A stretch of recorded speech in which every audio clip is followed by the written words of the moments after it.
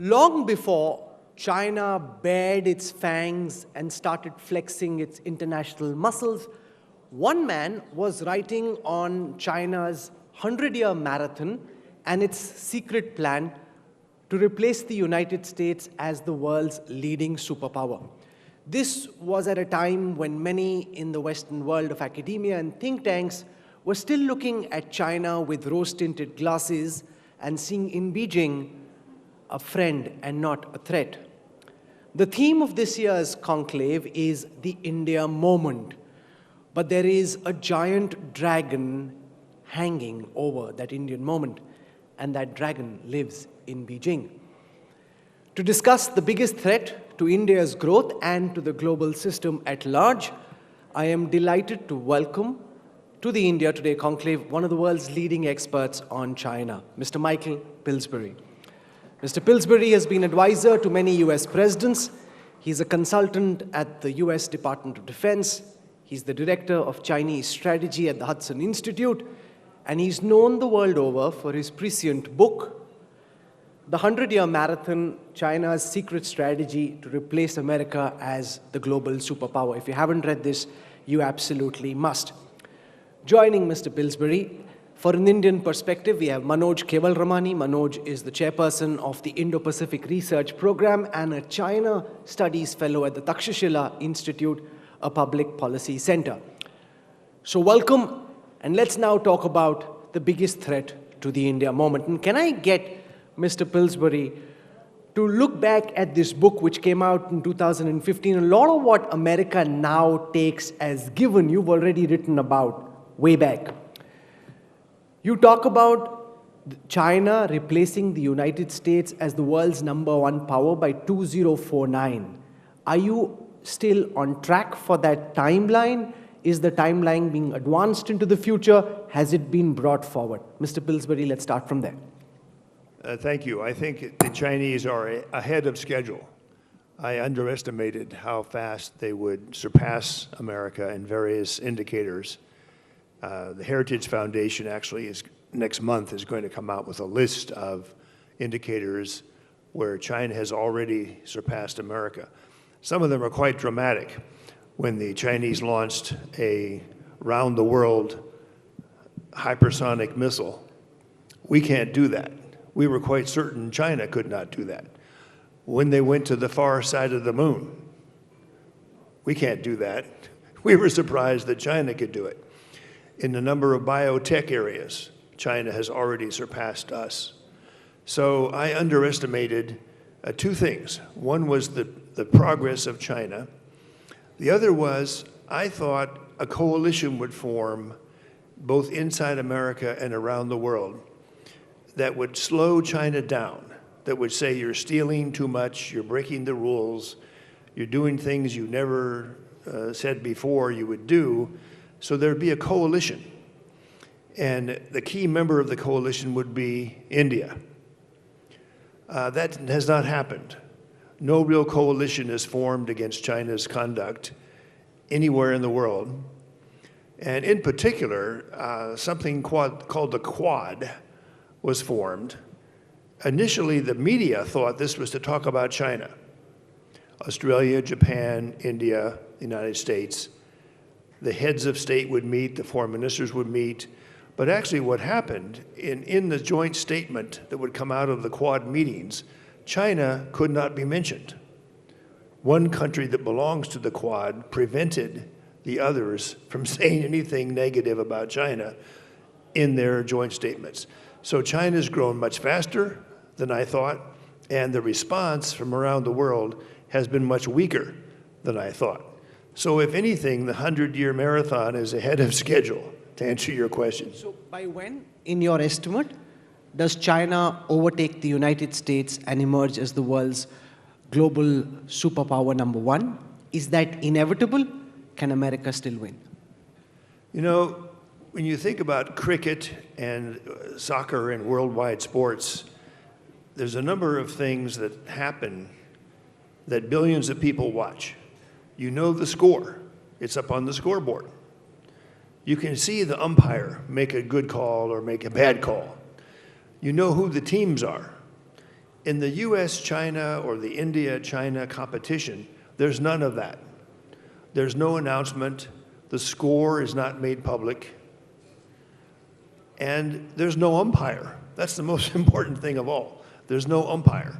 So the role of India today and the worldwide media in general is very important. They've got to describe what is the game that's going on that's secret, that's behind the scenes. Which indicators should we watch? I didn't mention another surprise to me was the nuclear weapons. The Chinese have told the world since their first nuclear test in 1964, we don't believe in nuclear weapons. Yes, we have a couple hundred, maybe, but that's only for defense. Now, just in the last 2 years, it's been announced by our strategic forces, China is having a breakout, what's called strategic breakout. They're building so many new ICBM silos that just 2 weeks ago, our key general said, China now has more ICBM nuclear weapons silos than America. This is a big surprise. But is there a worldwide coverage of the team players in cricket? Suddenly this has happened? No. You'll find it very difficult to find in any newspaper in the world or any TV show in the world other than yours that this is happening. Now, if the Chinese go for 1,500 nuclear warheads, which is the American military estimate, they're going for either parity or to surpass both America and Russia. Now, Indian nuclear forces it's secret, but let's say it's 100 or 200. If China goes for 1,500, that's a 7-to-1 superiority against the Indian moment that we're talking about so much today. But again, it's not covered as a cricket match or as a worldwide World Cup. I can see Mr. Pillsbury is quite inspired by Sachin Tendulkar's session just before this. But one of your specializations really is to compare comprehensive national power. And if you were to give us your ranking, where do you see, relative to the United States, China stand at this moment? Where does India stand in your global matrix? And where do you see things move from here? Well, the only places in the world that this kind of question is answered are secret places inside governments. The Russians have a unit that measures the balance of power. We have a unit that measures the balance of power. And so does India, frankly. So does China. I first got onto the idea of the book, The 100-Year Marathon, by visiting some Chinese experts who were working 20 years into the future. They were measuring what would China have to do to become the #1 power in the world. I could not find that kind of thinking in Moscow or Washington or Delhi or Tokyo. But the Chinese were thinking ahead, what exactly do we have to do to surpass all other powers? And they recruited the World Bank, of all people, to open its largest office in the world, 3,000 people in Beijing, to advise China what to do about their state-owned enterprises. And they came up with a phrase I'd never heard before called national champions. At that point, China had 0 companies on what's called the Fortune 500 list of the companies in the world that are the most capitalized. Now, recently, China has surpassed America. They went from 0 to 140 of their companies on this list. America's about 120. India's much lower. This is a joke, actually, they even had a billionaires index. Who had how many billionaires? In the beginning of this process, China had 0. Guess what? 3 years ago, China has more billionaires than America. Now, some indicators are a joke. They surpassed us in beer drinking. Okay, I can live with that. But the measurement of the balance of power, I've heard people at the conference today talk about India's #5 or India's #6. That's what the Chinese were 30 years ago. And they had a series of measures to get up to #2 and moving toward #1. But again, this is secret work done inside governments. And the Chinese, to my amazement, You would think as their progress went from number 6 to number 2, you would think they would be like a good World Soccer Cup, take credit, say we're number 1 and hope for applause. The Chinese stopped the World Bank and IMF from announcing that China's economy had surpassed America. They want to play all this down. They're very sensitive from their ancient literature. Never brag, never get a rival to rise up against you. So play dumb, play weak, which we still find them doing. Some of the scenes that showed the PLA marching, this is not what they prefer to present to the world. They like to show Chinese ballet, Chinese opera, Chinese art. There's a new policy that began in the last 10 years that Confucius is now the symbol of China. So Xi Jinping went to Confucius' hometown, signed some books, starts quoting from Confucius. This is what China wants to project. Don't worry about us. We're not going to become the number 1 power in history. We're just raising people up out of poverty in China. And as we do that, by accident, we become the world's greatest power. So this is what we face. Speaking of Confucius, Confucius says that there can't be 2 suns in the world, nor 2 emperors on the earth. Where do you think China sees India at this moment? Actually, I know quite a bit about that because I used to raise the question of India with the Chinese. A lot of Americans thought over the last 50 or 60 years there would be kind of a horse race with China and India, the 2 horses. And everybody thought India will surpass China. Democracy, speaks English, rule of law, the Communist Party quite weak. So there was no contest. But then it turned out the opposite. China pulled way ahead of India in almost every indicator. So why did this happen? It looks like the American decision to invest heavily in China and to sell or give all American scientific discoveries to China, which we do by an agreement. Same thing with technology. We, the United States government, favored China over India for the last 40 years. And you'll find this discussed both in Dr. Jaishankar's book, The India Way, and the former Foreign Secretary Saran's book, How India Sees the World. The Indian government knew this. They knew that America was blocking the transfer to India of high technology since 1974 for various reasons. So even though we thought the Indian horse would win the race, in fact what happened is we helped the Chinese horse, which ultimately ends up 4 or 5 times larger and more technologically advanced than India. Now this has begun to change, but it's still not totally changed. Our trade with India still is not as high as with China. We're increasing our investment in China. Even after all the Xi Jinping aggressive moves, American investment in China is increasing. So the India moment is important, but there's also a China moment coming, which I believe they want to keep secret and play down. That they're so powerful now, they don't want a coalition formed against them. Manoj, Michael Pillsbury's suggestion is that instead of waiting till 2049, China could emerge as the world's #1 superpower much before that, in the early 30s, which isn't too many years away from, just about 10 years away from now. He also thinks that China will inevitably win the battle to be the world's #1 superpower. Do you share that assessment? Or are you more skeptical? Yeah, I think you can color me skeptical on that. Look, the best laid plans often end up facing reality, and I think China is in its early days of trying to emerge as a global power. You can compare different metrics of China's relationship and its comparative strength with regard to the United States, and it's quite strange, me as an Indian, saying that there is a stark disparity even today between the comprehensive national power between China and the United States. If you just look at military power projection, Beijing's ability to project power beyond its near seas is extremely limited. In the Indian Ocean, it's extremely limited.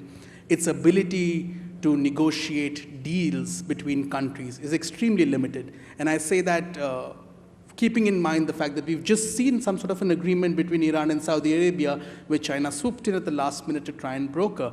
But is that really a peace deal? No, it's an agreement to talk, as opposed to necessarily trying to start a new era in the Middle East. Well, it's more than what the United States has been able to do. And Indeed. Speaking of military power, Indeed. if you read Michael Pillsbury's book, he writes about the assassin's mace. The assassin's mace is essentially the use of asymmetric weaponry to take on the enemy. You're not fighting conventional weapon systems with conventional weapon systems. Michael talks about the assassin's mace. And they've got more than an adequate mace to be a very deadly assassin.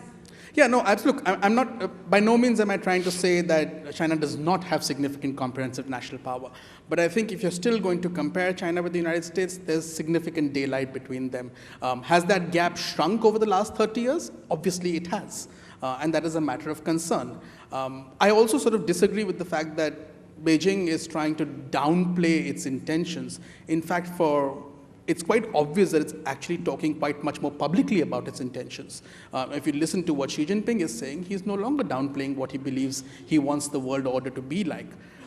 If you look at what their projections for their own desires in terms of the global governance architecture that they want, his initiative on global development, Belt and Road, Global Security Initiative, and now the Global Civilization Initiative, all of those talk about a world that he wants to create. So I don't think he's downplaying that. I think he's learned lessons from the Made in China 2025 fiasco, which led to the response in the United States and the Trump administration on trade, because that sort of really crystallized the nature of the economic threat that China presented. But I don't think he's downplaying it. I think he's being quite clear about what he wants to do. But I don't think he today has the capability to achieve those goals of dominance. And I think there's some of that we need to measure some of that, and it needs to be a little bit more measured in our understanding of what China maybe desires to do and what it can do. I'd love to have $1 billion in my account. It's not there. So I think we need to keep that gap between intent and capability in mind, and that allows us to then respond in kind to try and shape the kind of behavior that we want from China. You know, for those of you who haven't followed Michael Pillsbury's work, I just want to take you through the 9 key principles he lays out from the warring states era, which lie at the heart of his work and which give you a sense of how he thinks China operates, and as a fact it does. So the first is induce complacency to avoid alerting your opponent. For many years, Beijing did that. Manipulate your opponent's advisors. Be patient for decades to achieve victory. Steal your opponent's ideas and technology for strategic purposes. Military might is not critical for winning a long-term war. Recognize that the hegemon, in this case the United States, will take extreme steps, even reckless action, to retain its dominant position. Deceive others into doing your bidding, and this is something China is a master at. Wait for the maximum opportunity to strike. Be vigilant to avoid being encircled or deceived by others. And one of the mistakes in Chinese history that the warring states made is that the challenger oftentimes struck before its time had come, made the incumbent alert, and then helping the incumbent quash the challenger before the challenger could become the new superpower. Is modern day China repeating that mistake, or do you think they've learned from the mistakes of the last several centuries? The correct answer is both. There is a debate in China that we can see indications of, that some people think Xi Jinping has gone too far, that he's a bit too open about China's goals. But I think overall, the Chinese, I know, are very sensitive to observe in the great powers of the world how strong is the China threat theory growing. They try to measure it. They know individuals. We know that their embassies keep track of who are China's friends, who believes in the China threat theory, who are the swing voters in between. Are you a friend, enemy, or a frenemy? Well, the Chinese say you used to be our friend when you delivered the Mark 46 torpedoes for our submarines in 1985, when you provided nuclear targeting data to China against the Soviet forces. President Reagan did the most to actually arm China, sell them weapon systems. So they want that Pillsbury to come back. They haven't given up hope. And there is a group in our country, the so-called G2 people. They believe the US and China have a destiny to work together against all the other powers of the world. These are who you call panda huggers. They just like the word G2. No G20, no G15, G2. That basically the two great economies of the world can have the world order be their work.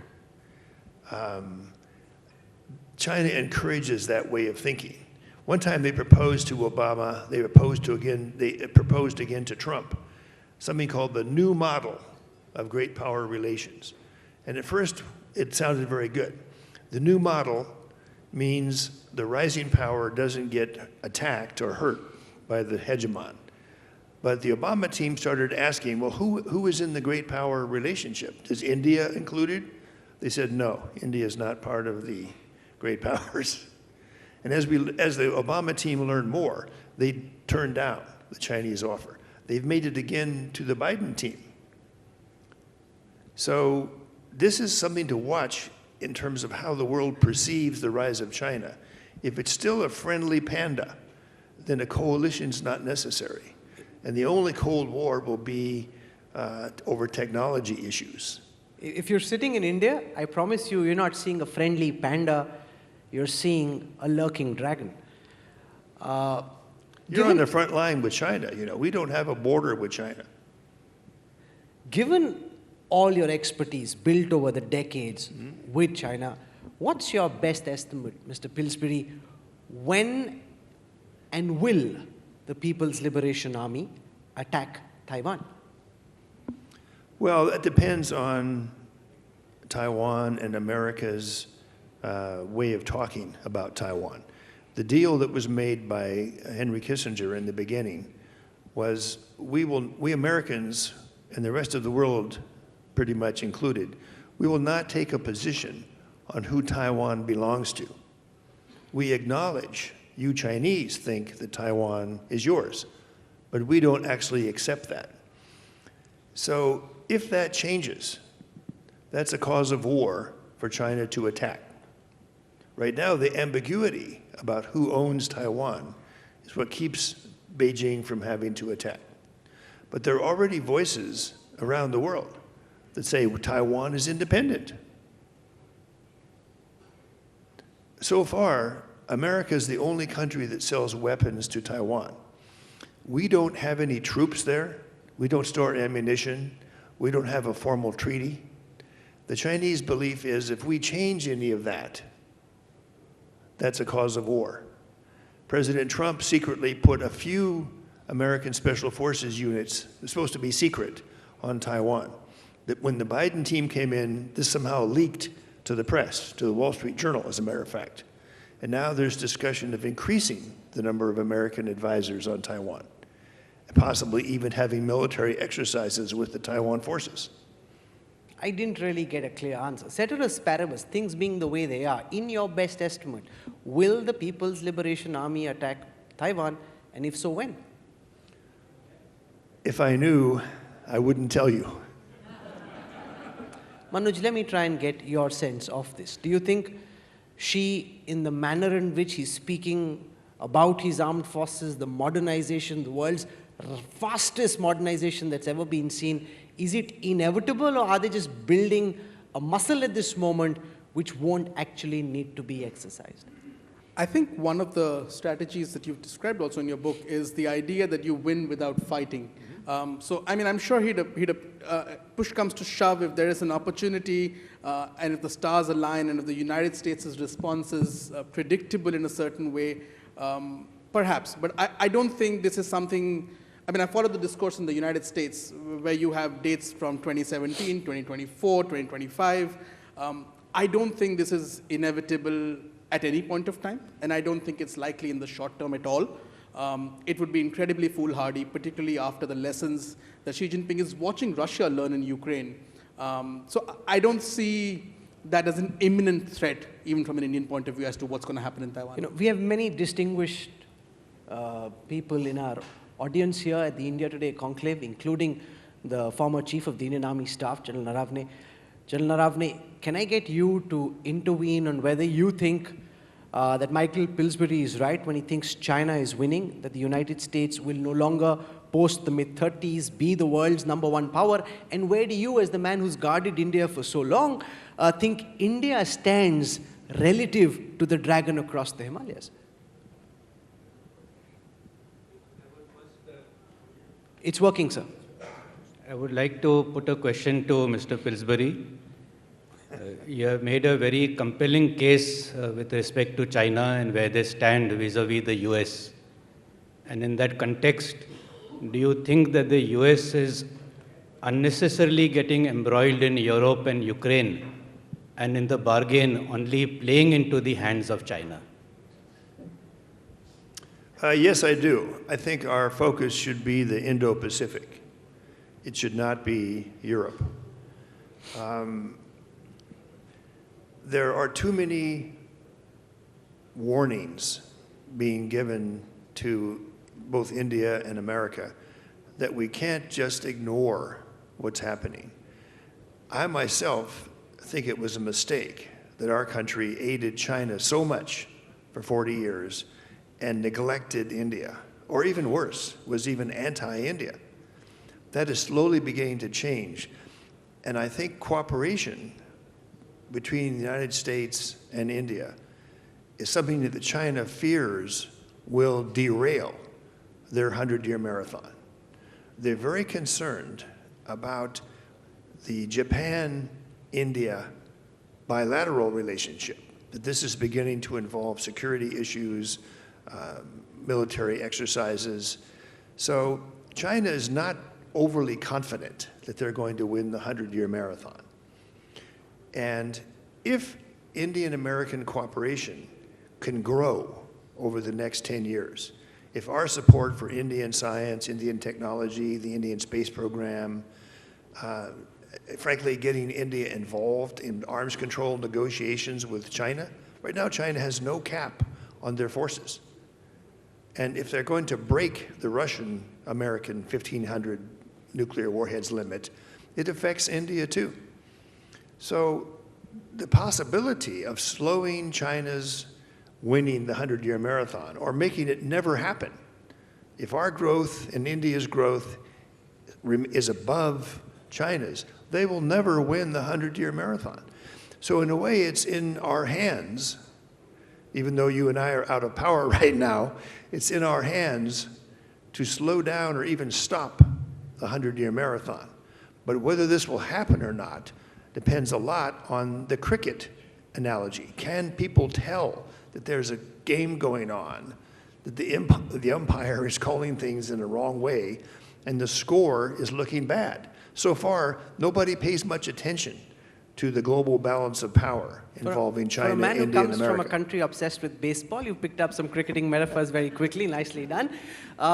You're going to be meeting India's Foreign Affairs Minister tomorrow, from what I gather. If you were advising the Indian government at this moment, given what you've seen of how China operates, what do you think New Delhi needs to do between now and the next 10 years to increase its national comprehensive power to be a more robust competitor to Beijing? Well, first of all, Americans never should give advice to Indian cabinet ministers, but there is something we can learn from China. The Chinese communists had been in a war with America. There's various estimates, up to 1 million people killed on the Chinese side and the North Korean side, 20 years of hostility. But when the Chinese decided about the 100-year marathon, which is roughly 1978, 1979, they were ruthless for the next 30 years in bringing foreign investment into China. They hated the foreigners before this. But now when the Communist Party gave orders, if you and I wanted to build a cell phone factory in China, they would bring the infrastructure to us for free. Tax break, 10 years for free. All kinds of flattery. They did this across every technology sector they wanted China to grow in. It succeeded. Notice the way India treats foreign investors up until recently. Not very friendly. Mob scenes in front of McDonald's and Kentucky Fried Chicken. This is foreign stuff, you know, it shouldn't be here. The Chinese very quickly opened 1,000 Kentucky Fried Chicken stores. They opened several thousand McDonald's, Starbucks all over China. It's a miracle that the Chinese Communist Party was able to turn on a dime. Okay, the foreigners were all bad and evil before, now we welcome foreign investment in the extreme. That worked beautifully for them. I'd love to see that happen in India as well. Okay, so we're out of time. I could go on and on because that's how fascinating and devious everything to do with Beijing is at the same time. And very few people are as clear-eyed about China as Michael Pillsbury is. Manoj Kewalramani, thank you very much for joining us. Thanks also, Mr. Pillsbury. You'll be around, so if you have any more questions on China, feel free to walk up to Mr. Pillsbury during lunch or any of the breaks. Thank you very much.